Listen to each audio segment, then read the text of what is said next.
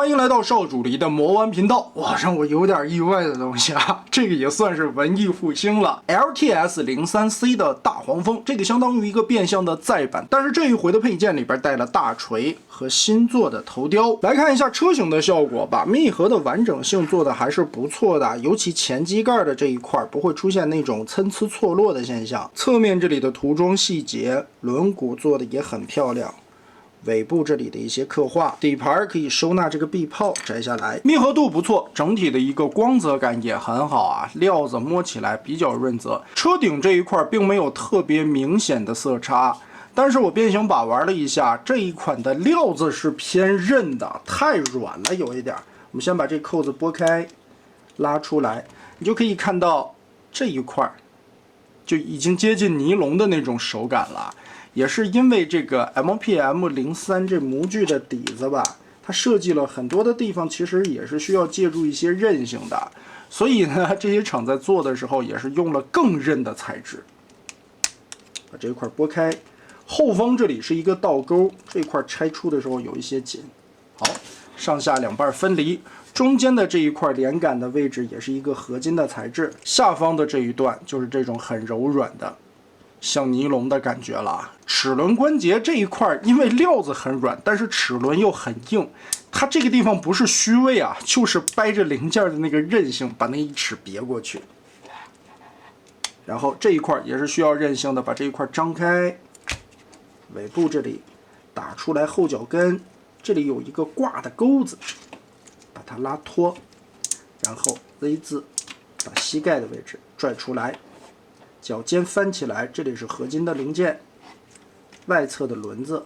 翻下來，根部也有一個合金的雙段關節，我們把它延展開，這一塊是合金零件，輪子順着這個地方翻進去，轉過來，這一塊的腳趾旋轉一下，把這個平面對齊，然後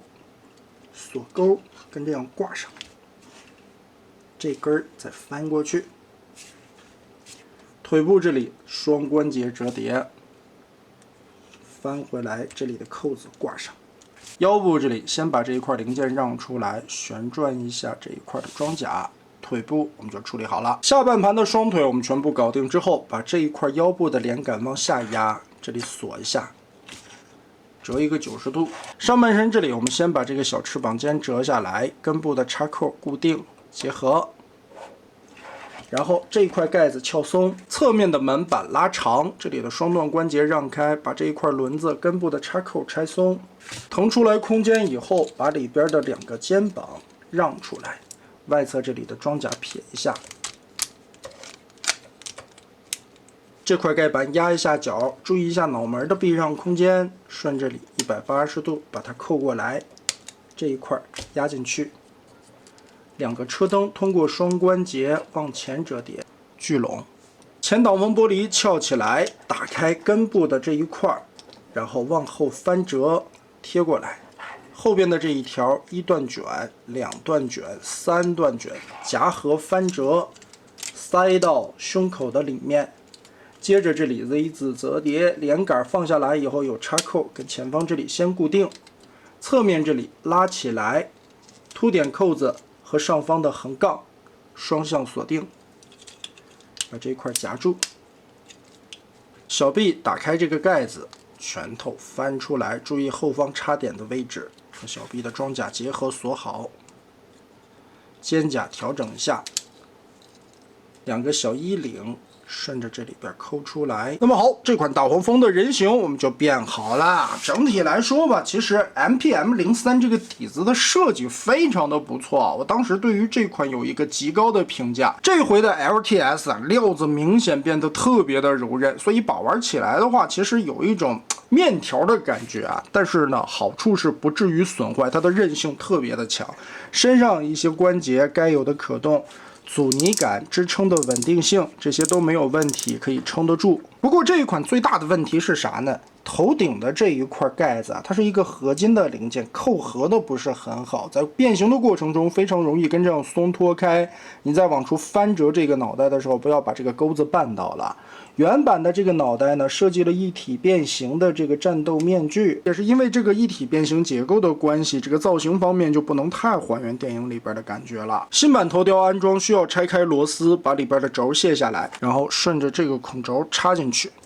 頭頂的這一塊這回換成了一個磁吸的蓋子，樣子來說，新版的頭雕確實做得更還原了。比較一下大小，比原先的這個大出來了一圈，所以這也就導致了，雖然造型做得更還原了，但是它無法一體變形。這個腦袋你在變形的時候還要換回來啊。更換的時候非常簡單，直接磁吸蓋子摘掉，把戰鬥面具扣合上去，吸的還是挺緊的。造型的刻畫、細節这些雕刻的都是不錯的。沒有覺得很肉，尤其面罩的眼部這一塊的紋理做得很精緻。從側面對比一下，厚度增加了，細節更豐富，而且沒有了前後和左右的這些貫通光、鏤空的地方。眼罩的對比是最明顯的，加上腦袋以後变成人形高度在17.5公分左右。好在這一套的定價不算太貴，連本體帶這一套頭雕錘子的配件包是199塊，當然配件包也是可以單獨零售的，好像是49塊錢。那麼大家覺得這一次新加的這顆頭雕做的如何呢？歡迎在評論和彈幕留下你的觀點。這期咱們就玩到這兒吧。